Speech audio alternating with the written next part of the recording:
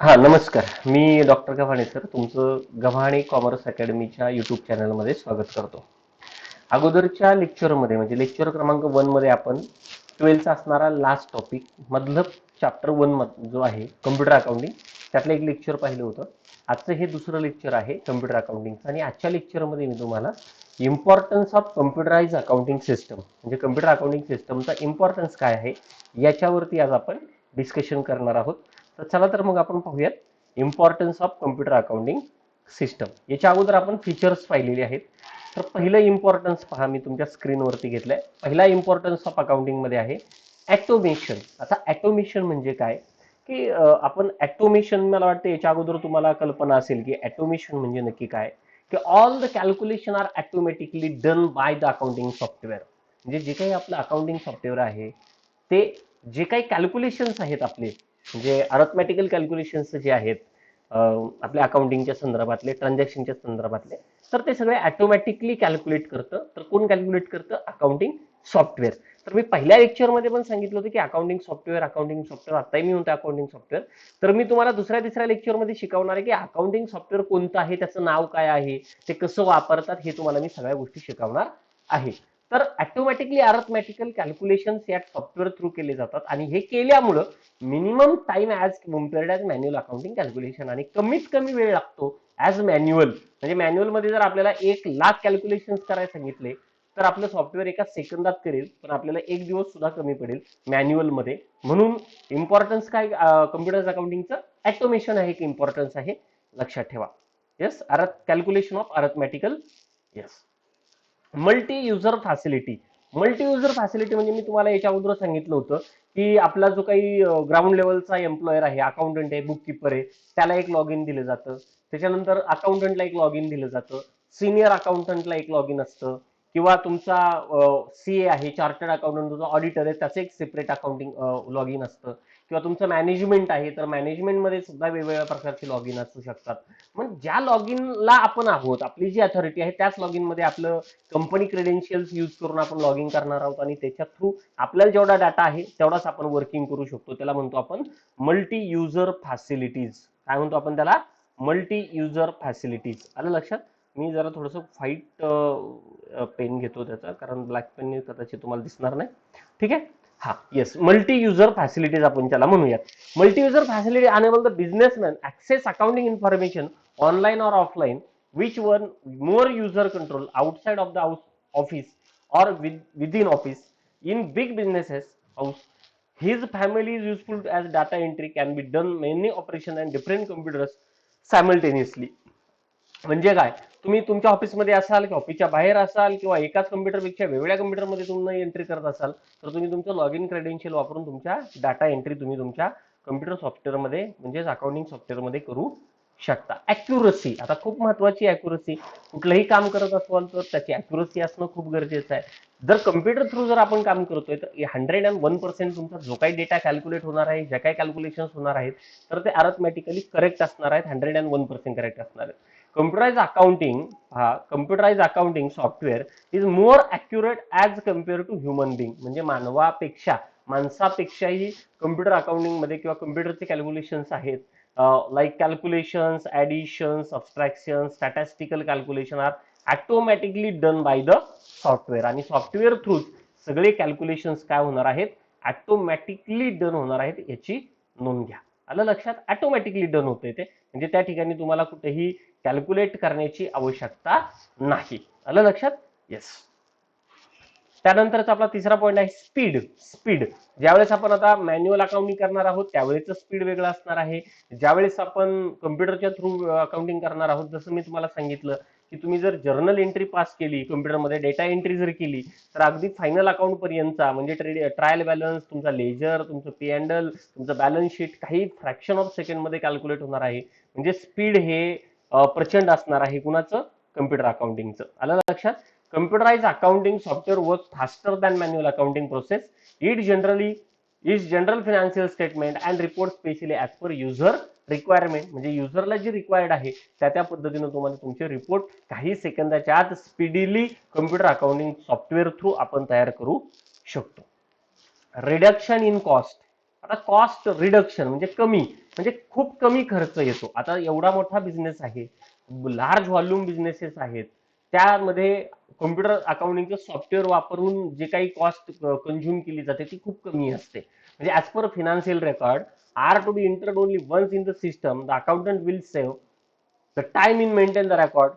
This will enable the business organization to employ few accounting personnel. म्हणजे जर तुम्ही manually करायचं ठरवलं तर अगदी एकापेक्षाही अधिक तुम्हाला लोक त्यासाठी अकाउंटिंग करण्यासाठी कामाला ठेवावे लागतील. पण जर तुम्ही कम्प्युटर थ्रू सॉफ्टवेअर थ्रू जर अकाउंटिंग केलं तर एक व्यक्ती सुद्धा तुमचं अकाउंटिंग हँडल करू शकते. त्याच्यामुळे तुमचा खर्च कमी होणार आहे, reduction in the cost, cost reduction होणार आहे. Systematic and up to date record. Systematic आहे एक आपण ज्याला म्हणतो ना, एक सिस्टमॅटिक कामाची पद्धत असते.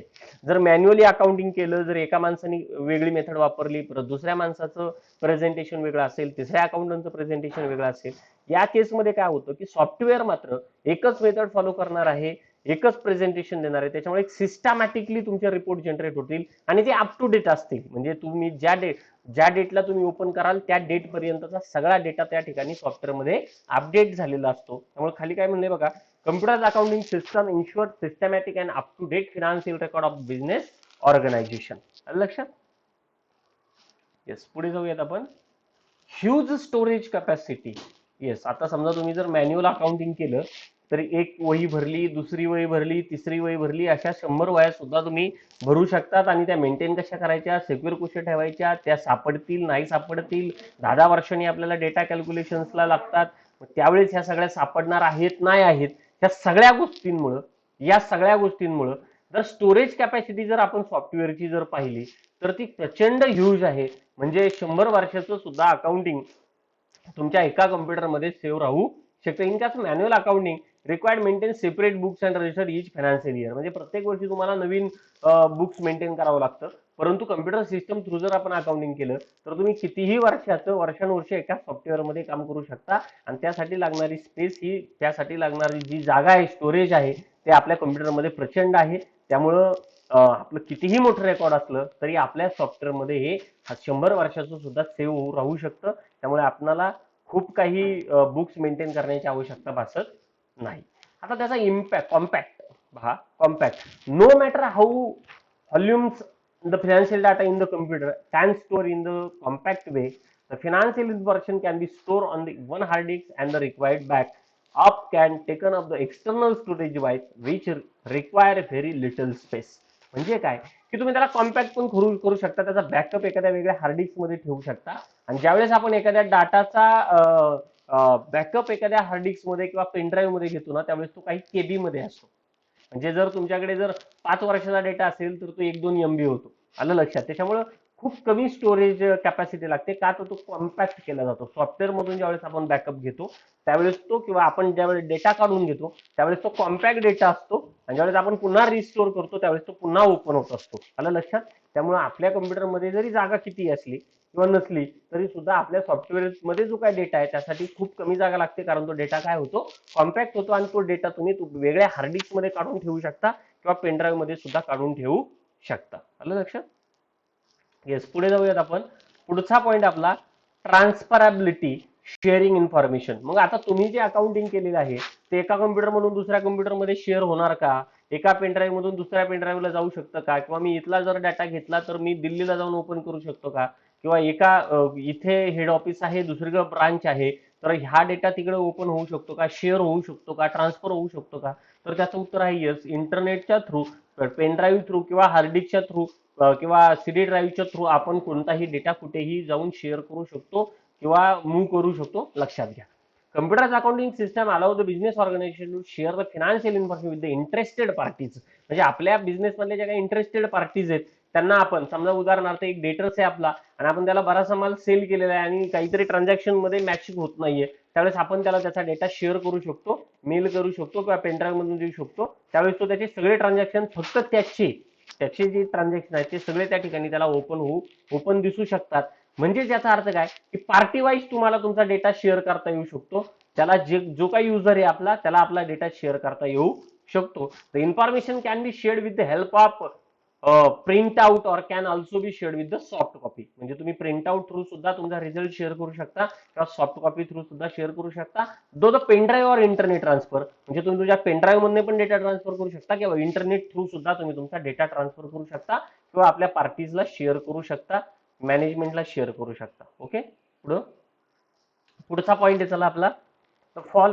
अशा पद्धतीने आपले इम्पॉर्टन्स आपण पाहिलेले आहेत. मी परत एकदा सांगतो, फीचर्स वरती प्रश्न असू शकतो, इम्पॉर्टन्स वरती प्रश्न असू शकतो किंवा तुम्हाला difference between manual accounting and computer accounting यावरती सुद्धा तुमचा प्रश्न असू शकतो. 8 मार्काला प्रश्न आहे, लक्षात ठेवा. आता आपला पुढचा जो काही पॉईंट आहे तो पॉईंट आहे the following component forms the computer accounting system. म्हणजे कम्प्युटर अकाउंटिंग सिस्टमसाठी कोणकोणते कंपोनंट असतात, तर त्यातले 3 कंपोनंट या ठिकाणी मी दिलेले आहेत बघा. त्यातला पहिला कंपोनंट आहे हार्डवेअर, दुसरा कंपोनंट आहे सॉफ्टवेअर, तिसरा कंपोनंट आहे कंपनी पर्सनल. म्हणजे आता याचा अर्थ काय होतो बाबा, की जर तुम्हाला कम्प्युटर अकाउंटिंग करायचं आहे तर तुमच्याकडे ते हार्डवेअर असणं आवश्यक आहे, तुमच्याकडे ते सॉफ्टवेअर असणं आवश्यक आहे आणि तुमच्याकडे ते कंपनीचे पर्सनल सुद्धा असणं गरजेचं आहे. मग आता हार्डवेअर म्हणजे नक्की काय बाबांनो, तर हार्डवेअर मध्ये काय काय असावं पहा. तर तुम्हाला जर कम्प्युटर अकाउंटिंग करायचं आहे तर तुम्हाला सगळ्यात अगोदर पाहिजे computer, monitor, CPU, Mouse, keyboard, त्याच्यानंतर ड्राईव्ह, सीडी ड्राईव्ह असणार आहे.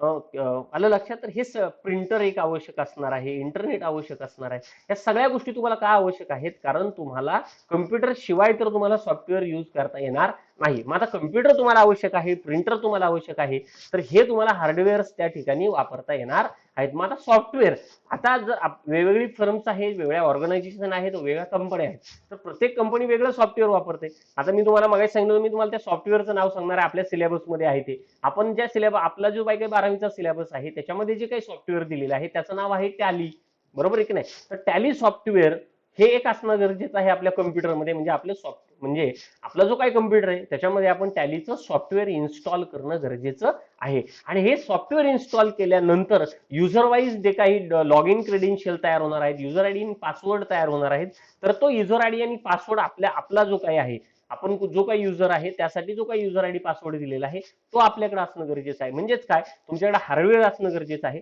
सॉफ्टवेअर असणं गरजेचं आहे, त्याचबरोबर कंपनीचे जे काही पर्सनल आहेत, पर्सनल म्हणजे लॉग इन क्रेडेन्शियल्स जे आहेत ते सुद्धा तुमच्याकडे असणं गरजेचं आहे, लक्षात घ्या.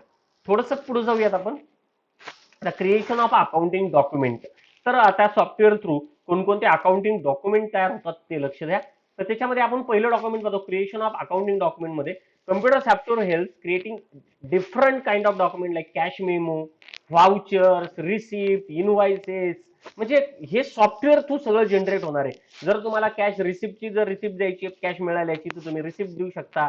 किंवा तुम्ही जर कोणाला पेमेंट केलं असेल त्याचं व्हाउचर क्रिएट होऊ शकतं, इनवाइस क्रिएट, तुम्ही जर काही सेल परचेस केला असेल तर त्याचं इनवाइस क्रिएट होणार आहे, कॅश मेमो तयार होणार आहे, म्हणजे तुम्ही काही खर्च केला असेल तर कॅश मेमो तयार होणार आहे. आणि हे सगळे जे काही डॉक्युमेंट्स आहेत हे सगळे आपल्या सॉफ्टवेअर थ्रू क्रिएट होतात, लक्षात घ्या. म्हणजे त्यासाठी आपल्याला वेगळं बिल बुक वगैरे काही छापण्याची आवश्यकता नाही. म्हणजे तुम्ही फक्त प्रिंटर थ्रू इकडनं कमांड दिली की हा व्हाउचर प्रिंट करा, तर विदिन सेकंड मध्ये तो व्हाउचर तुमचा प्रिंट होईल, रिसिप्ट प्रिंट होईल, तुमचा कॅश मेमो तयार होऊ शकतो, इनवाइस तयार होऊ शकतात, सेलचं बिल तयार होऊ शकतं. म्हणजे तुम्हाला कुठेही मॅन्युअल पुस्तकाची गरज नाही, पेपरची गरज नाही, पेनची गरज नाही. आता रेकॉर्डिंग ट्रान्झॅक्शन कसे चालतात बघा. Computer accounting software are use to record the day to day business transaction. It reduce paper work. म्हणजे काय, ज्यावेळेस आपण day to day transaction record करतो त्या काळामध्ये काय होतं की तुम्हाला जे काही पेपर वर्क आहे ते पूर्णपणे कमी होऊन जातं. म्हणजे आपल्याला मॅन्युअली काही करायचंच नाहीये, जे काही कम्प्युटरमध्ये करायचे, जे काही डाटा एंट्री करायची ती कम्प्युटरमध्ये करायची. त्याच्यामुळे काय होईल, तुमचं पेपर वर्क जे आहे ते पूर्णपणे रिड्यूस होणार आहे. म्हणजे कुठेही तुम्हाला पेपरवरती वर्क करण्याची आवश्यकता लागणार नाही. म्हणजे कम्प्युटर अकाउंटिंगचं जे जर सॉफ्टवेअर आपण जर वापरत असू तर त्या सॉफ्टवेअर थ्रू सगळ्या गोष्टी होतील, डाटा एंट्री होईल, रिझल्ट जनरेट होतील आणि ते रिझल्ट जे काय आहे ते आपण सॉफ्ट कॉपीमध्ये सुद्धा शेअर करू शकतो, कुणाला दाखवायचे असेल ते दाखवू शकतो. आलं लक्षात. त्यामुळे पेपर वर्क हे 0% होतं, लक्षात ठेवा. पुढे जाऊयात आपण.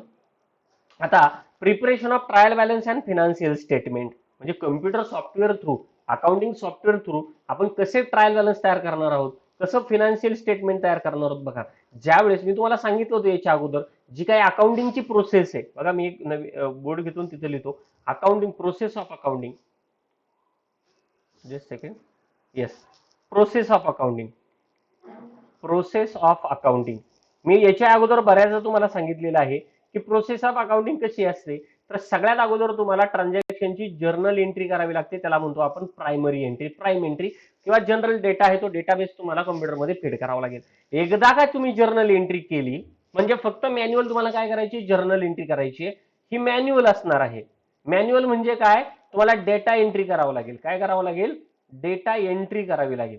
हा जर एकदा डेटा एंट्री केला तर त्याच्यानंतरचं जे लेजर आहे, त्याच्यानंतर तुमचा ट्रायल बॅलन्स आहे, त्याच्यानंतर तुमचं प्रॉफिट अँड लॉस अकाउंट आहे किंवा त्याच्यानंतर तुमचं बॅलन्स शीट आहे, हे सगळं ऑटोमॅटिकली तयार होणार आहे. तुम्हाला काही करण्याची आवश्यकता नाही. तुम्हाला फक्त काय करायचंय, जर्नल एंट्री करायची आहे.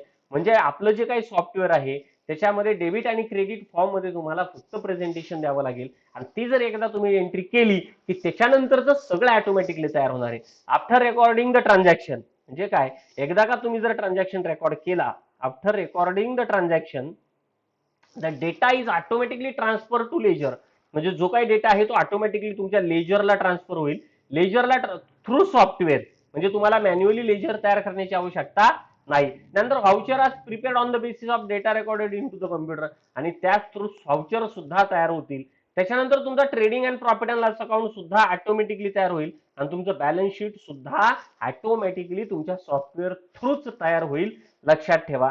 म्हणजेच काय, एकदा का जर तुम्ही जर्नल एंट्री केली तर त्याच्यानंतरचं लेजर, त्यानंतरचा ट्रायल बॅलन्स, त्यानंतर trading account, profit and loss account आणि बॅलन्स शीट, हे सगळे रिपोर्ट तुमचे विदिन फ्रॅक्शन ऑफ सेकंड, काही सेकंदाच्या आत तुमचे ऑटोमॅटिकली सॉफ्टवेअर मध्ये तयार होतील. लक्षात ठेवा. त्यासाठी मी एक डायग्राम केलाय बघा. इनपुट डेटा म्हणजे तुम्हाला जे काय द्यायचंय तो इनपुट डेटा द्या, त्याच्यावरती सॉफ्टवेअर काय करेल, प्रोसेस करेल आणि त्याच्यानंतर तुमचे काय जनरेट होतील, रिपोर्ट जनरेट होतील. तर रिपोर्ट कोणकोणते जनरेट होतात मी तुम्हाला सांगितलं. त्याच्यामध्ये लेजर येऊ शकतो, लेजर, त्याच्यामध्ये ट्रायल बॅलन्स, त्याच्यानंतर तुमचा प्रॉफिट अँड लॉस अकाउंट आणि त्याच्यानंतर तुमचं बॅलन्स शीट, असे वेगवेगळे या ठिकाणी तयार होण्यासाठी आपल्याला सॉफ्टवेअर थ्रू मदत होते आणि काही सेकंदात होते. म्हणजेच याचा अर्थ काय, जे काही आपण अकाउंटिंग सॉफ्टवेअर वापरणार आहोत त्याच्यामुळे आपली कॉस्ट कन्झम्पशन कमी होते, त्याच्यानंतर टाइम कमी लागतो, मॅनपॉवर कमी लागते, पेपरलेस वर्क होतं, ॲक्युरसी येते, त्या बऱ्याच डिसिजन मेकिंग आपला खूप चांगल्या पद्धतीचा होऊ शकतो. हे सगळं कशा थ्रू होतं, कॉम्प्युटर सॉफ्टवेअरच्या थ्रू होतं, म्हणजेच अकाउंटिंग सॉफ्टवेअरच्याच थ्रू होतं. लक्षात घ्या. आलं लक्षात. अशा पद्धतीने आपण जो काही पहिलं लेक्चर होतं आपलं, त्यानंतर हे आजचं दुसरं लेक्चर होतं. तर दुसऱ्या लेक्चरमध्ये आज आपण importance of computer accounting software आणि त्याच्यानंतर आपण अकाउंटिंग क्रिएशन पाहिले, काही डॉक्युमेंट्स पाहिले आणि त्याच्यानंतर आपण ट्रायल बॅलन्स वगैरे कसे तयार होतात ते सुद्धा पाहिलं. पुढच्या लेक्चरला मात्र आपण ऍक्च्युअल सॉफ्टवेअर कसं वर्क करणार आहे, सॉफ्टवेअर कसं काम करतं किंवा difference between manual accounting and computer accounting यामधला आपण डिफरन्स पाहणार आहोत. तर आपण आजच्या लेक्चरसाठी या ठिकाणी थांबूया. धन्यवाद.